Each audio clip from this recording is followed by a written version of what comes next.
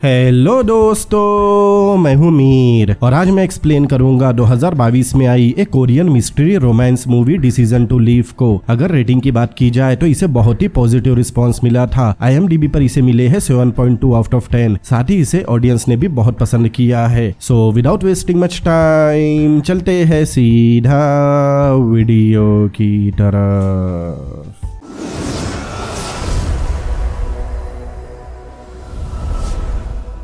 तो ये कहानी जून नाम के एक आदमी की है। जून एक डिटेक्टिव है, वो एक केस पर काम कर रहा था। इसके बाद हम जून को उसकी कार से घर जाते हुए देखते हैं। घर जाते समय उसे नींद की झपकी आने लगी। इससे पता चलता है कि अपने काम की वजह से जून ठीक से सोता तक नहीं। इसके बाद हम उसे घर पर देखते हैं जहाँ उसकी बीवी भी थी। वो अपनी बीवी के लिए खाना बनाने लगा और फिर दोनों साथ में खाना खाने लगे। इससे हमें पता चला कि जून का रिलेशन काफी अच्छा चल रहा है। इसके बाद सीन चेंज होता है जहाँ जून एक क्राइम सीन पर था। वो क्राइम सीन एक माउंटेन पर है जहाँ एक आदमी जिसका नाम डूसू था वो गिरकर मर गया। लेकिन अभी ये कंफर्म नहीं हुआ कि ये एक्सीडेंट था या फिर एक खून। डूसू की लाश पर चींटियां चल रही थी। सुबह होते ही जून इन्वेस्टिगेशन करने लगा। वहाँ उसे डूसू का सामान मिला। वहाँ उसका बैग और फोन था। जून देखता है कि डूसू के सामान पर उसके नाम का लोगो है जो उसके नाम को सिंबलाइज कर रहा था। थोड़ा ढूंढने पर जून को उसका ID कार्ड मिला। डूसू की एज लगभग 60 साल की थी। साथ ही वहाँ उसे अल्कोहल की बोतल भी मिली जिसका मतलब वो नशे में था। इसके बाद सीन चेंज होता है जहाँ हमें पता चला कि डूसू एयरपोर्ट में इमिग्रेशन का एक सिविल सर्वेंट है, मतलब वो फॉरेन कंट्री के लिए काम करता था। खैर इसके बाद वहाँ एक लड़की आती है जिसका नाम राय है। पहले उन्हें लगा कि वो डूसू की बेटी है लेकिन वो उसकी बीवी थी। दरअसल राय काफी जवान थी और उसके मुकाबले डूसू काफी बूढ़ा आदमी था। वो उससे बात करने की कोशिश करने लगे। तब राय कहने लगी कि उसे ज्यादा कोरियन नहीं आती क्योंकि वो चाइनीज है। खैर यहाँ राय के हाव भाव से लग रहा था कि उसे अपने पति की मौत का जरा भी गम नहीं है। उल्टा वो कहने लगी कि कम से कम वो मर तो गया। ये सुनकर जून और उसका साथी हैरान रह गए कि आखिर ये किस तरह की वाइफ है। यह जून राय को उसके पति के मोबाइल का पैटर्न खोलने कहता है। जून कहता है कि उन्हें डूसू की बॉडी का पोस्टमार्टम करवाना होगा। वहीं से उन्हें पता चलेगा कि उसकी मौत का असली कारण क्या है। अगले दिन जून हॉस्पिटल गया जहां से उसे डूसू की मौत की वजह पता चली। दरअसल डूसू के सिर में फ्रैक्चर हुआ था और उसी चोट से उसकी मौत हुई। साथ ही राय की बॉडी को भी जांचा गया जिससे जून को पता चला कि उसकी बॉडी पर बहुत सारे निशान है। साथ ही उसके बॉटम पर एक टैटू भी है और ये टैटू डूसू के नाम का लोगो था जो उसने अपनी हर चीज पर बनवाया हुआ था। इससे ये पता चलता है कि डूसू जरूर रे को टॉर्चर करता होगा। इसके बाद जून राय को कस्टडी में बुलाकर पूछताछ करने लगा। वहाँ बुलाकर वो उसे उसके पति की मौत की वजह बताता है। साथ ही उसने राय को उसके पति की लाश की फोटो भी दिखाई। लेकिन ये सब देखने के बाद भी राय के चेहरे पर किसी भी तरह के दुख के इमोशंस नहीं थे। राय कहती है कि उसके हस्बैंड को जैसी मौत चाहिए थी उसे मिल गई। दरअसल राय ने अपने पति की डेथ से बहुत जल्दी मूव ऑन कर लिया था और तो और उसके चेहरे पर एक मुस्कान भी थी। ये सारी चीजें उन लोगों को शक करने पर मजबूर कर रही थी कि जरूर राय ने ही अपने पति को मारा है। इसके बाद जून घर आता है जहां वो अपनी पत्नी को इस केस के बारे में बताने लगा। ये सुनकर उसकी पत्नी कहती है कि उसे उस चाइनीज औरत के हस्बैंड के लिए बुरा लग रहा है। अगले दिन जून को पता लगा कि राय एक केयर टेकर नर्स है। वो बूढ़े लोगों का ध्यान रखने मंडे टू फ्राइडे जाती है। जून पूछने लगा कि वो उसके पेशेंट के साथ कैसा बिहेव करती है, जिस पर उसे बताया गया कि राय के पेशेंट उससे बहुत खुश है। उनमें से एक बूढ़ी औरत तो ये भी कहती है कि उसे तो पता ही नहीं चला कि राय एक नर्स है या उसकी पोती, क्योंकि उसका बिहेवियर काफी अच्छा था। इसके बाद सीन चेंज हुआ जहाँ जून अपने साथी के साथ था। वो केयर सेंटर के सामने अपनी कार खड़ी करके वहाँ नजर रखने लगा। उसने देखा कि राय काफी अच्छे से अपना काम कर रही है। इस बीच उसका साथी डूसू के मोबाइल में उसकी वीडियो देखने लगा जो माउंटेन क्लाइंबिंग की थी। इस बीच उसके साथी के फोन पर एक मैसेज आया। उस मैसेज से उसे पता लगा कि डूसू के नाखूनों में किसी और के DNA सैंपल मिले हैं। ये बात वो जून को बताता है। जून कहता है कि कंफर्म करने के लिए उन्हें राय का भी DNA सैंपल लेना होगा। खैर इस बीच उसका साथी कुछ खाना लेने गया लेकिन जून राय को लगातार देखने लगा। यहाँ हम देखते हैं कि जून राय की तरफ अट्रैक्ट होता जा रहा था। वो दूरबीन में देखते देखते राय को अपने पास इमेजिन करने लगा। खैर अब वो उसे कॉल करके कहता है कि उसे राय के हस्बैंड के नाखूनों में किसी और के DNA सैंपल मिले हैं। ये चेक करने के लिए कि वो राय के है या नहीं, राय को अपना DNA सैंपल देना होगा। और ये कहते हुए जून अपने आप को राय के पास इमेजिन कर रहा था। खैर ये सुनकर राय कहने लगी कि वो अपने काम के बीच कहीं नहीं जाएगी, उसके लिए उसका काम ज्यादा जरूरी है। लेकिन इसके बाद भी उसे जाना पड़ता है। सीन चेंज हुआ जहाँ राय का DNA सैंपल लिया गया। दूसरी तरफ जून का साथी राय की पेशेंट से सवाल जवाब करने लगा लेकिन वहाँ उसे कुछ भी पता नहीं लगा। इसके बाद DNA रिपोर्ट आई जहाँ ये पता लगा कि वो DNA राय का ही था जो डूसू के नाखून में था। जिसके बाद राय को कस्टडी में बुलाया गया जहाँ जून उससे सवाल पूछता है। तब राय बताती है कि उसका अपने हस्बैंड के साथ झगड़ा हुआ था क्योंकि उसे माउंटेन से नफरत है। शायद इस झगड़े के दौरान उसका DNA डूसू के नाखून पर लग गया होगा और लड़ाई का रीजन था माउंटेन। जिस पर जून पूछने लगा कि क्या उसने उसे नाखूनों से स्क्रैच स्क्रैच किया था, जिस पर वो उसे हाँ कहती है और अपनी जांघ पर वो स्क्रैचेस के निशान दिखाती है, जिसके बाद सबूत के लिए जून उसका फोटो खींचता है। दरअसल वो राय को अब्यूज इसीलिए भी करता था क्योंकि राय को अच्छे से कोरियन नहीं आती। अब यहाँ सारी बातें सामने आ गई कि आखिर क्यों डूसू ने माउंटेन पर जाने से पहले राय को पीटा था, क्योंकि राय उसे जाने से रोक रही थी। यहाँ राय जून को चाइनीज में बोलकर भी बताती है, जिस पर जून उसकी आवाज को ट्रांसलेट करता है। पूछताछ के बीच वो हंसती भी है, जिसे देखकर जून भी हंसने लगा, जिसका मतलब कहीं न कहीं उसके अंदर एक कनेक्शन सा बनता जा रहा था। जून उससे पूछने लगा कि क्या उसने कुछ खाया है, तब वो ना करने लगी, जिसके बाद जून उसके लिए लंच मंगवाता है, वो भी एक अच्छे रेस्टोरेंट से, जिसे देखकर जून का साथी भी हैरान था क्योंकि राय उनके शक के दायरे में है और जून तो उसके साथ ऐसे बिहेव कर रहा है जैसे वो जून की रिश्तेदार हो। इसके बाद वो उसे ब्रश करने के लिए ब्रश देता है और फिर उसे एक बैंडेज भी देता है जो वाटरप्रूफ थी। इसके बाद वो अपनी पूछताछ दोबारा शुरू करेगी। फिर राय ब्रश करने लगी और फिर उसने बैंडेज लगाई, लेकिन साथ ही उसने अपने ऊपर बहुत सारा परफ्यूम लगाया। इससे हमें पता चला कि राय के मन में भी जून के लिए कुछ है। इसके बाद जून दोबारा उससे पूछताछ करने लगा। वो पूछता है कि 2015 में कुछ इलीगल चाइनीज इमिग्रेंट मिले थे, उन्हें दोबारा कार्गो शिप के साथ चाइना भेज दिया गया था, जिसमें करीब 37 लोग थे, लेकिन राय एकलौती है जो यहाँ रह गई, ऐसा क्यों? तब राय बताती है कि वो उनकी तरह नहीं है। राय के दादाजी कोरियन लिबरेशन आर्मी में थे, जिस वजह से उसका यहाँ रहना मुमकिन हुआ और इसके बाद डूसू ने उससे शादी की, जिसके बाद वो यही रहने लगी। वो अपनी बात को प्रूव करने के लिए उसे डॉक्यूमेंट्स की फोटो भी दिखाती है। इस बीच एक कॉल आया जहाँ उन्हें पता चला कि एक मुजरिम जिसकी वो तलाश कर रहे थे वो मिल चुका है, जिसके बाद जून और उसका साथी उस मुजरिम के पीछे गए। उन लोगों को वो मिल भी गया। वो उसका पीछा करने लगे, लेकिन जून का साथी उसका पीछा करते हुए थक गया, जिसके बाद जून उसके पीछे गया और आखिरकार उसके सामने आ गया। लेकिन वो मुजरिम जून पर चाकू से हमला करता है, लेकिन जून ने उसे मारकर बेहोश कर दिया। ये सब राय भी देख रही थी। यहाँ राय भी जून को पसंद करने लगी थी। ये बात हमें उसके एक्सप्रेशन से पता चली। इसके बाद जून उस मुजरिम से कस्टडी में पूछताछ करता है। जून उससे काफी सख्ती से पूछताछ कर रहा था। इसके बाद वो अपने साथी के पास गया। तब उसका साथी बोलने लगा कि वो राय को इस तरह से ट्रीट क्यों कर रहा है, वो एक सस्पेक्ट है और उसे उसके साथ थोड़ी सख्ती से पेश आना चाहिए। लेकिन जून यहाँ राय को डिफेंड करने लगा कि वो बेकसूर है। इससे उसका साथी भी समझ गया कि जून उसकी तरफ अट्रैक्ट होता जा रहा है। अब इसी के चलते दोनों में बहस हो गई। दरअसल जून के साथी को राय पर ही शक है, क्योंकि आखिर इतनी खूबसूरत चाइनीज लड़की एक बूढ़े कोरियन आदमी से शादी क्यों करेगी। लेकिन जून के अंदर तो जुनून सवार था, उसे राय गलत नहीं लग रही थी। इसके बाद सीन चेंज हुआ, जहाँ जून अभी भी राय पर नजर रखे हुए था। वो दिन भर उसी पर नजर रखता। एक दिन जून राय पर नजर रखते हुए कार में ही सो गया, लेकिन तब राय ने उसे देख लिया और सोते हुए उसकी फोटो भी खींची। और जब वो उठा तब राय ने जून को काफी अच्छे से गुड मॉर्निंग कहा। उसका गुड मॉर्निंग सुनकर जून पिघल गया, जिसके बाद वो ऑफिस में भी उसी अंदाज में सबको गुड मॉर्निंग कहता है। उसके ऊपर अब राय का भूत सवार हो चुका था। इसके बाद रात में वो दोबारा राय पर नजर रखने गया। वो रोज वहाँ उस पर नजर रखता, लेकिन वो काम के सिलसिले में नहीं होता। उसे अब राय को रोजाना देखने की आदत सी लग चुकी थी। एक दिन रात में वो उस पर नजर रखे हुए था, जहाँ राय अपने बिल्ली से चाइनीज में बात कर रही थी। जून उसे रिकॉर्ड करता है और इसके बाद वो अकेले में उसकी आवाज को ट्रांसलेट करके सुनता है, जहाँ वो जून के बारे में ही बात कर रही थी कि वो कितना अच्छा इंसान है। ये सुनकर जून को काफी अच्छा लगा। इसके बाद अगले दिन जब वो अपने ऑफिस में गया, तब चीफ ऑफिसर वही मौजूद था। वो जून से कहता है कि वो जल्दी इस केस को खत्म करे, क्योंकि उसने इस केस को काफी लंबा खींच दिया। ये बोलकर चीफ वहाँ से चला गया। खैर बाद में जून अपने दो साथियों के साथ लंच कर रहा था। इसी बीच उसका साथी उसे डॉक्यूमेंट दिखाता है। वो चाइनीज डॉक्यूमेंट थे। वो डॉक्यूमेंट राय के बारे में थे। दरअसल राय एक खूनी है, उसने अपनी माँ को जान से मार दिया था। तब जून उस डॉक्यूमेंट के फोटो राय को भेजता है, ये जानने के लिए कि आखिर ये सब क्या चल रहा है। राय उसे मैसेज करके अपने घर बुलाती है, जिसके बाद जून तुरंत उसके घर के लिए निकल गया। वहाँ पहुंचकर जून उससे डॉक्यूमेंट दिखाकर सवाल करने लगा। तब राय उसे सब सच बताती है। दरअसल उसकी माँ अपने आखिरी समय में हॉस्पिटल में थी। उसने राय से कहा कि वो उसे मार दे, क्योंकि वो इस तरह से जीना नहीं चाहती। तब राय ने उसे 4 कैप्सूल दिए जो पेन किलर का काम करते हैं, लेकिन 4 कैप्सूल ओवरडोज का भी काम करता है, जिस वजह से उसकी माँ की मौत हो गई। उसकी माँ को वो मिला जो वो चाहती थी, मतलब उन्हें उनकी बेकार जिंदगी से मुक्ति चाहिए थी। राय बताती है कि वो नर्स इसीलिए बनी थी ताकि वो अपनी माँ का ख्याल रख सके। इसके बाद राय उसे एक सुसाइड नोट दिखाती है जो डूसू ने लिखा था। दरअसल उसने सुसाइड किया था। उसने ये बात अब तक पुलिस को नहीं बताई थी, लेकिन वो अब जून को ये बात बता रही है। वो जून से उस नोट को खोलने कहती है। वो उस नोट को खोलता है जिसमें कुछ धमकी भरे मैसेज थे। दरअसल डूसू ने रिश्वत ली थी ताकि वो रशियन और चाइनीज को इलीगल तरीके से कोरिया में रोक सके, लेकिन ये बात कुछ लोगों को पता चल गई जो उसे ब्लैकमेल कर रहे थे और इस वजह से डूसू परेशान हो गया। अगर इस बारे में और लोगों को पता चल जाता तो उसकी रेपुटेशन खराब हो जाती जो उसने 20 सालों से बनाई थी, और उसके साथ ही उसकी पेंशन भी बंद कर दी जाती, क्योंकि वो लोग उसे धमकी दे रहे थे कि वो ये पब्लिकली सबको बता देंगे। इसीलिए उसने मरना ज्यादा ठीक समझा। जून पूछता है कि वो डूसू के साथ क्यों थी, जिस पर वो बताती है कि डूसू ने उसे बुरे वक्त से निकाला था और फिर डूसू ने उससे शादी की। अब उसकी सारी बातें सुनकर ये कंफर्म हो चुका था कि राय बेकसूर है। इसके बाद वो इस केस को सुसाइड बनाकर क्लोज करेगा। ये बात वो अपने साथी को बताता है, लेकिन वो अभी भी राय को बुरा बोल रहा था। फिर नशे में वो वहाँ से चला जाता है। थोड़ी देर बाद राय ने जून को कॉल किया और जून जल्दी से राय के घर पहुंचा। वहाँ पहुंचकर जून ने देखा कि नशे की हालत में उसके साथी ने वहाँ हंगामा मचा दिया। तब जून अपने साथी को वहाँ से ले जाता है। फिर जून वहाँ की सारी चीजें ठीक करता है। इसके बाद वो उसके पति की सारी चीजें राय को दे देता है, क्योंकि राय अब सस्पेक्ट नहीं थी। राय पूछने लगी कि क्या वो खुश है, जिस पर जून कहने लगा कि हाँ वो खुश है। साथ ही यहाँ से शुरू होता है उन दोनों के बीच का अफेयर। जून उसे अपने वर्क प्लेस पर ले जाता है, जहाँ जून उसके लिए खाना बनाता है। इस बीच वो उसे अपने बारे में सब कुछ बताने लगा, जैसे उसे इंसोम्निया नाम की कंडीशन है जिसकी वजह से वो सो नहीं पाता। खैर वहाँ राय कुछ फोटो को देखती है जो अनसोल्व केसेस के थे, जिसमें डूसू और राय की भी फोटो थी जो अभी तक अनसोल्व केसेस के फोटोज के साथ थे। खैर फिर जून उसे खाना देता है। इसके बाद सीन चेंज हुआ। राय जून के पास आई और अपने हस्बैंड के सारे फोटोज जलाने लगी, क्योंकि अब तो केस खत्म हो गया था तो इन फोटोज की क्या जरूरत। लेकिन जून राय की कुछ फोटोज रखना चाहता था। तब राय उसे अपने कुछ फोटोज रखने देती है। इसके बाद दोनों एक दूसरे के काफी करीब आ गए। वो दोनों साथ में समय बिताने लगे। ऐसा लग रहा था जैसे वो दोनों कपल है। वो एक बौद्ध मंदिर जाते हैं, जहाँ उन्होंने साथ साथ काफी एंजॉय किया। साथ ही वो एक दूसरे की कमजोरी के बारे में बताते हैं। जून कहने लगा कि उससे ज्यादा खून देखा नहीं जाता। वही राय बताती है कि उसे ऊंचाई से डर लगता है। इसके बाद वो घर आ गए, जहाँ जून उसके लिए खाना बनाने लगा और राय सिगरेट पीने लगी। इसके बाद जून अपने घर गया। जून की बीवी उसके शर्ट से सिगरेट की बदबू को सूंघती है और इससे उसे काफी गुस्सा आता है, क्योंकि उसने जून को सिगरेट पीने से मना किया था। जून थोड़ा घबरा गया, क्योंकि वो नहीं चाहता था कि उसकी वाइफ को राय और उसके बारे में कुछ भी पता चले। इसके बाद वो रात में सोने की कोशिश करने लगा, लेकिन सो नहीं पाता। तब वो राय को मैसेज करके पूछता है कि क्या वो जाग रही है। तब राय का तुरंत ही मैसेज आया। वो बताती है कि वो हॉस्पिटल में है, क्योंकि जिस बूढ़ी औरत का वो ध्यान रखती है उसकी तबीयत अचानक खराब हो गई और वो उस औरत को देखना चाहती थी। लेकिन जब वो वहाँ गई तब तक वो औरत बेहोश हो चुकी थी। तब जून कहता है कि क्या वो उससे मिलने आए। राय ने कहा कि जब वो हॉस्पिटल आए तब वो उसकी ग्रीन बुक भी लेकर आए और उस बुक को जून उस बूढ़ी औरत के सामने पढ़े। इसके बाद अगले दिन जून उस बूढ़ी औरत के पास गया। वो बूढ़ी औरत अपने फोन में सीरी को ऑन करके अपना मनपसंद गाना लगाने की कोशिश कर रही थी, लेकिन उसे कुछ दिक्कत आ रही थी। इसीलिए वो बूढ़ी औरत अपना मोबाइल जून को देती है ताकि वो उसे ठीक कर सके। जून उस फोन को चेक करने लगा। इस बीच उसे स्टेप ट्रैकर ऐप दिखाई दिया जो बैकग्राउंड में चालू था। ये ऐप कदमों को ट्रैक करती है कि एक दिन में हम कितने कदम चले। जून देखता है कि 26 तारीख मंडे को उस ऐप में 138 स्टेप का रिकॉर्ड था और ये बात कोई आम बात नहीं थी, क्योंकि वो बूढ़ी औरत 10 कदम भी नहीं चल सकती, तो वो 138 कदम कैसे चल गई। और उसी दिन राय के हस्बैंड की मौत हुई थी। इसका मतलब उस औरत के फोन को किसी और ने इस्तेमाल किया था। वो उस बूढ़ी औरत से पूछने लगा कि क्या राय सोमवार को आई थी। वो कहती है कि राय हर सोमवार को आती है। अब यहाँ जून को राय पर शक हो गया था। जून यहाँ अपनी थ्योरी लगाता है, जिसके मुताबिक राय ने ही अपने पति को मारा था। उसके थ्योरी के मुताबिक राय ने जाने के लिए पीछे के दरवाजे का इस्तेमाल किया होगा, क्योंकि उसके घर में आगे के दरवाजे पर कैमरा लगा हुआ है। जब वो घर आई तब उसने आगे के दरवाजे का इस्तेमाल किया, लेकिन उसके बाद उसने अपने प्लान को अंजाम देना शुरू किया। सबसे पहले उसने अपने फोन को बूढ़ी औरत के फोन से चेंज किया। उसने ऐसा इसीलिए किया होगा ताकि उसके पति की मौत वाले दिन उसकी लोकेशन यही आए, ताकि कोई उस पर शक न कर सके। इसके बाद वो उस पहाड़ की तरफ गई जहाँ उसका हस्बैंड चढ़ाई करने गया था। उसने पहाड़ पर चढ़ने के लिए पीछे वाले रास्ते को चुना था, क्योंकि आगे वाला रास्ता मुश्किल था। साथ ही आगे वाले रास्ते से उसका पति ऊपर चढ़ रहा था। जैसे ही राय का पति ऊपर पहुंचा तब राय भी पहुंच गई। उसका पति शराब पी रहा था। तब पीछे से आकर राय ने उसे धक्का दे दिया, जिससे डूसू की मौत हुई। ये थ्योरी कंफर्म करने के लिए जून उसी तरह से पहाड़ पर चढ़ता है जिस तरह से राय चढ़ी होगी। ऊपर पहुंचने पर टोटल स्टेप आए थे वो थे 138 स्टेप। मतलब उसकी थ्योरी सच थी। कुल मिलाकर राय ने ही अपने पति को मारा था और उसने जो कहा था कि उसे ऊंचाई से डर लगता है वो सब झूठ था। इसके बाद सीन चेंज हुआ जहाँ राय अपने घर पर गई, लेकिन वहाँ पहले से जून बैठा हुआ था। जून उसे जवाब मांगने लगा। वो कहता है कि अगर राय का पति उसे फिजिकली अब्यूज करता था तो उसे इस बारे में पुलिस को बताना चाहिए था, लेकिन राय ने खुद इतना बड़ा फैसला कर लिया। तब वो बताती है कि डूसू ने उसे कहा था कि वो उसे फिर से चाइना भेज देगा। तब वो पूछता है कि इसीलिए उसने अपने हस्बैंड को खुद से ब्लैकमेल करने वाले मैसेज भेजे थे। तब वो कहती है कि जो भी मैसेज में लिखा था वो सब सच था। डूसू सच में एक बुरा इंसान था। उसने सच में करप्शन किया था जो उस लेटर में भी लिखा था। बस राय ने उसके कुछ मैसेज को सुसाइड नोट की तरह इस्तेमाल किया। और तो और उसने जून के साथी ऑफिसर पर भी झूठा इल्जाम लगाया था कि वो राय के घर आकर हंगामा कर रहा था। दरअसल वो सब खुद को बेचारी दिखाने के लिए राय ने ही किया था। सब कुछ राय ने पहले ही प्लान कर रखा था। जून पूछता है कि क्या वो बातें झूठ थी जो वो उसे पसंद करती है। उसने ये सब इसीलिए किया ताकि वो उसकी मदद कर सके। तब वो कहती है कि वो उस टाइम के बारे में बात न करे। तब वो पूछता है कि वो टाइम क्या था जो राय ने उसके साथ बिताया, जिस पर राय उसे कोई जवाब नहीं देती, जिससे जून को लगने लगा कि वाकई में राय ने उसका इस्तेमाल किया ताकि वो खुद को बचा सके। जून ने पहले ही राय के लिए बहुत कुछ किया है। जून ने उस पर यकीन करके वो सभी फोटोज भी जलाने दिए जिसमें राय के खिलाफ सबूत हो सकते थे। तब जून को काफी बुरा लग रहा था कि राय ने उसके साथ ऐसा किया है। राय जून की बातों को रिकॉर्ड करने लगी और राय ये इसीलिए कर रही थी ताकि वो इस रिकॉर्डिंग को जून के खिलाफ इस्तेमाल कर सके, क्योंकि जून को सब कुछ पता था और शायद वो इस केस को दोबारा ओपन कर ले। लेकिन वहाँ से जाने से पहले जून राय को उसका मोबाइल समुद्र में फेंकने कहता है ताकि वो आखिरी सबूत भी मिट जाए, क्योंकि भले ही राय उसके साथ नाटक कर रही थी लेकिन जून की फीलिंग असली थी। फिर जून वहाँ से चला गया। तब राय रोने लगी क्योंकि उसे भी काफी अफसोस था जो उसने जून के साथ किया था। लेकिन राय ने जो रिकॉर्डिंग अभी की है वो रिकॉर्डिंग आगे चल के बहुत बड़ी प्रॉब्लम क्रिएट करने वाली है। इसके बाद सीन 13 महीने बाद पर आता है जहाँ हम जून और उसकी वाइफ को हॉस्पिटल में डॉक्टर से बात करते हुए देखते हैं। यहाँ हमें पता चला कि जून और उसकी वाइफ दूसरे शहर में शिफ्ट हुए थे और वो हॉस्पिटल जून के लिए आए थे। दरअसल अभी भी जून को सोने में दिक्कत होती है, साथ ही वो डिप्रेशन से भी लड़ रहा है। डॉक्टर उसे कुछ चीजें बताता है, अगर वो उसे फॉलो करेगा तो उसे रात में जल्दी नींद आ जाएगी। इसके बाद जून और उसकी वाइफ घर आ गए जहाँ जून की वाइफ ढेर सारे अनार लेकर आई थी ताकि उसका पति फिट रह सके। दूसरी तरफ हम राय को देखते हैं जिसे एक आदमी पीट रहा था। वो आदमी राय से उसके हस्बैंड के बारे में पूछ रहा था। दरअसल राय ने दूसरी शादी कर ली थी लेकिन अभी भी उसके साथ कुछ भी ठीक नहीं था। वो आदमी कहता है कि अगर उसकी माँ मरी तो वो सबसे पहले उसकी माँ को फ्रिज में रखेगा, उसके बाद वो राय के हस्बैंड को जान से मारेगा और उसे मारने के बाद ही वो अपनी माँ का फ्यूनरल करेगा। दरअसल वो राय के हस्बैंड को इसीलिए ढूंढ रहा था क्योंकि उसके हस्बैंड ने उससे बहुत सारे पैसे लिए थे, लेकिन ये पूरी बात क्या थी वो हमें आगे पता चलेगा। खैर ऐसे ही एक दिन जून और उसकी पत्नी मछली मार्केट गए जहाँ जून को राय अपने नए पति होशिंग के साथ दिखाई दी। वो भी अपने पति के साथ इसी शहर में रहती है। वो जून और उसकी वाइफ के पास आई और आकर बात करने लगी। राय अपने पति को बताती है कि जून वही है जिसने उसके पहले हस्बैंड का केस सॉल्व किया था। वो यहाँ अपने आप को एक दूसरे से इंट्रोड्यूस करते हैं। जून अभी भी राय को एक तरफा देखे जा रहा था, जिसके बाद राय भी उसकी तरफ देखती है। वो दोनों अभी भी एक दूसरे को भुला नहीं पाए। खैर इसके बाद वो लोग घर आ गए जहाँ जून की वाइफ नहा रही थी और जून भी बाथरूम में बैठा कुछ सोच रहा था। तब जून की वाइफ उसे ताना मारते हुए कहने लगी कि वो चाइनीज औरत कितनी खूबसूरत थी। दरअसल जिस तरह से जून राय को देखे जा रहा था उसे जून पर शक हो गया था, लेकिन जून बात पलट कर कहने लगा कि उसका कोट अच्छा था, लेकिन उसकी वाइफ कहती है कि उस कोट का क्या कलर था। तब जून उसका जवाब नहीं दे पाता। इसी बीच होशिंग जून की वाइफ को कॉल करने की कोशिश कर रहा था, लेकिन वो बाथरूम में थी इसीलिए उसका फोन नहीं उठा पाती। अगले दिन जून मछली काट रहा था, तभी उसके फोन पर एक कॉल आता है जो पुलिस डिपार्टमेंट से था। तब उसे पता चला कि ये खून हुआ है जहाँ जून को पहुँचना होगा। इसके बाद जून क्राइम सीन पर गया। वहाँ पहुँचकर उसे विक्टिम की लाश मिली। वो और कोई नहीं बल्कि राय का दूसरा हस्बैंड होशिंग था। उसे 13 बार सीने पर चाकू घोंपा गया था और 4 बार पीछे की तरफ। उसे देखने पर जून समझ गया कि जरूर उसे भी राय ने ही मरवाया है, लेकिन इस बार उसने ऐसा क्यों किया इसका जवाब लेने वो राय के पास पहुंचा जो समुद्र किनारे थी। जून उससे कहता है कि अब वो उसकी कोई मदद नहीं करेगा और राय ने जो किया है उसे वो भुगतना पड़ेगा, और इतना कहकर जून वहाँ से चला गया। इसके बाद जून अपने साथी से बात करता है। जून उसे बताने लगा कि होशिंग की वाइफ मतलब राय ही कातिल हो सकती है। जून का साथी पूछता है कि ऐसा क्यों, जिस पर जून बताने लगा कि किसी भी तरह की कोई भी चोरी नहीं हुई और ना ही कोई लड़ाई हुई, जिससे अब यही लग रहा है कि उसकी वाइफ ने ही उसे मारा होगा, क्योंकि पिछली बार भी ऐसा ही हुआ था। जिस पर जून का साथी पूछता है कि पहले भी राय अपने हस्बैंड को मार चुकी है। तब जून कहता है कि पहले वाले ने सुसाइड किया था। जून ने ऐसा इसीलिए कहा क्योंकि उसके पास कोई और रास्ता नहीं था, क्योंकि पहले वाला केस भी उसी ने सॉल्व किया था। इसी बीच राय वहाँ आती है। दरअसल राय को पूछताछ के लिए पुलिस स्टेशन जाना होगा। इसके बाद राय को हम पुलिस स्टेशन में देखते हैं जहाँ जून उससे पूछताछ करने लगा। वो उससे अब सीरियस वे में पूछताछ कर रहा था। जून उससे पूछता है कि क्या उसके हस्बैंड के कोई दुश्मन थे या फिर कोई कर्जदार। तब राय बताने लगी कि उसके हस्बैंड पर बहुत सारा कर्ज था। इसके बाद जून पूछता है कि वो लोग इस शहर में रहने क्यों आए। राय कहती है ताकि कोई कर्जदार उन्हें ढूंढ न सके। अब यहाँ जून मुद्दे की बात करता है। वो राय से कहता है कि ये सब पिछले बार जैसा हो रहा है जो पहले भी हुआ था, मतलब उसके पति की डेथ हुई है। वो कहती है कि पहले वाले ने सुसाइड किया था और ये वाला मर्डर है। जून और राय दोनों ही जानते थे कि पहले वाले हस्बैंड ने सुसाइड नहीं किया था, बल्कि राय ने उसे मारा था। लेकिन जून कर भी क्या सकता था क्योंकि उसी ने राय को पहले बख्शा था।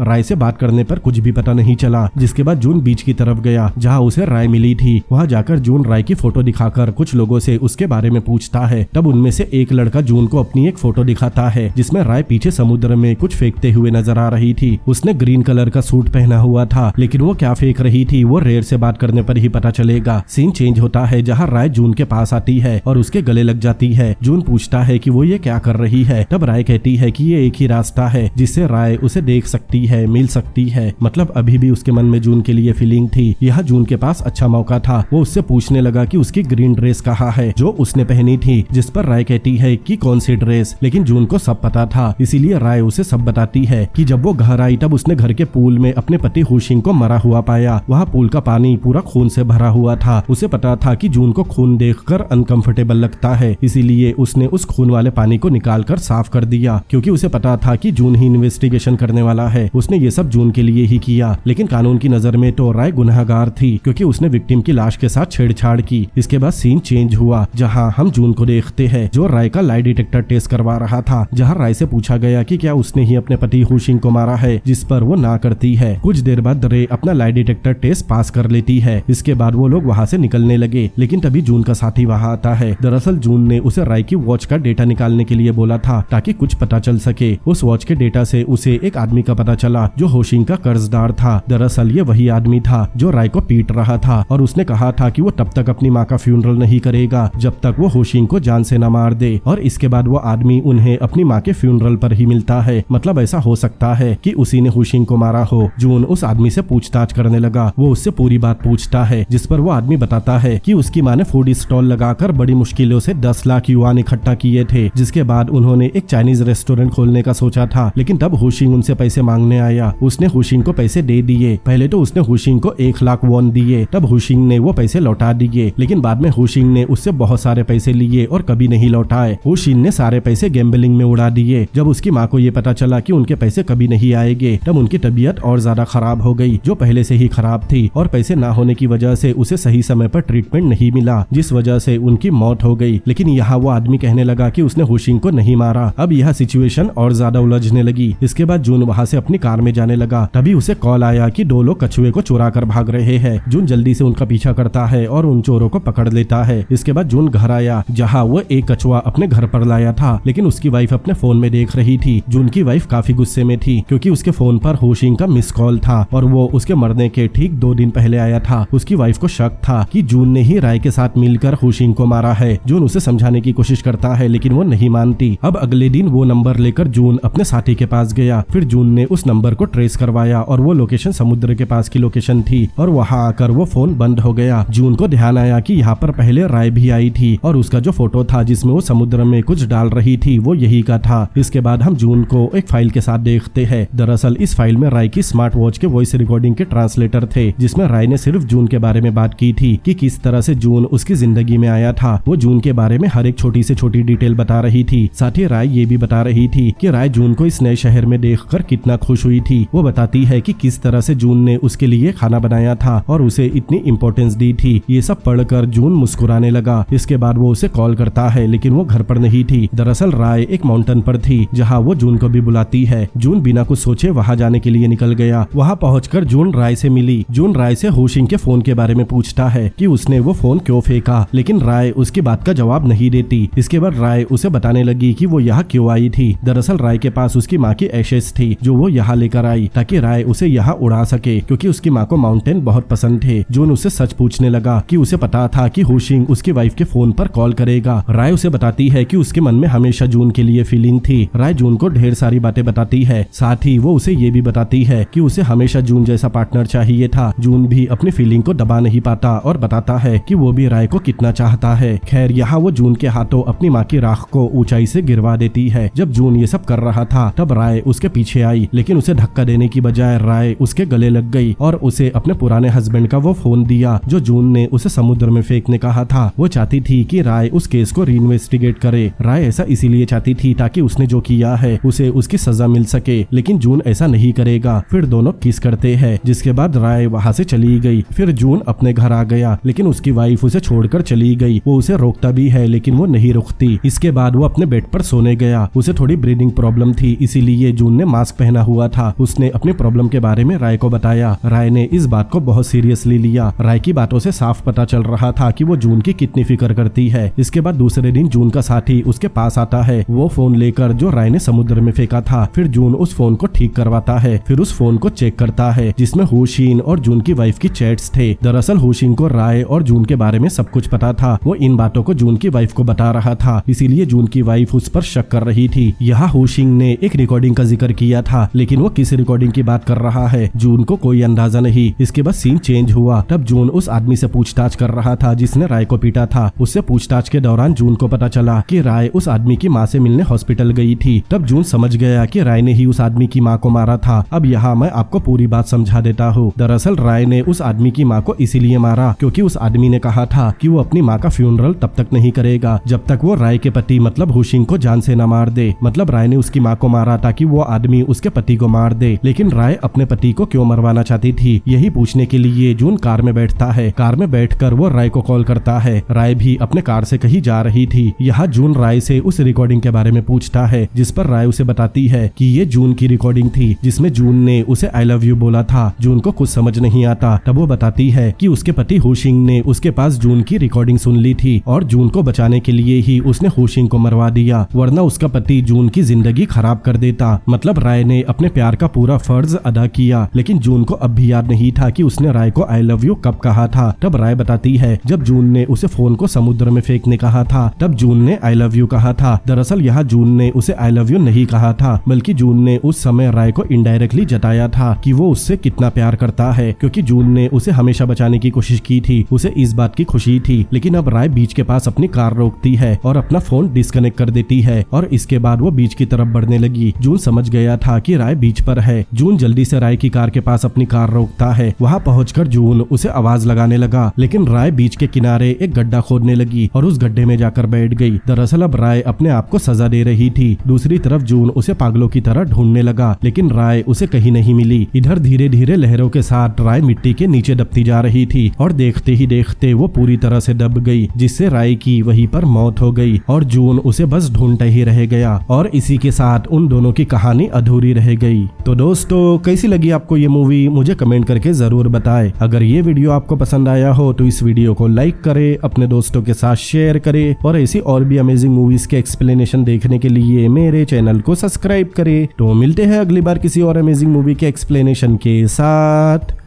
Peace out.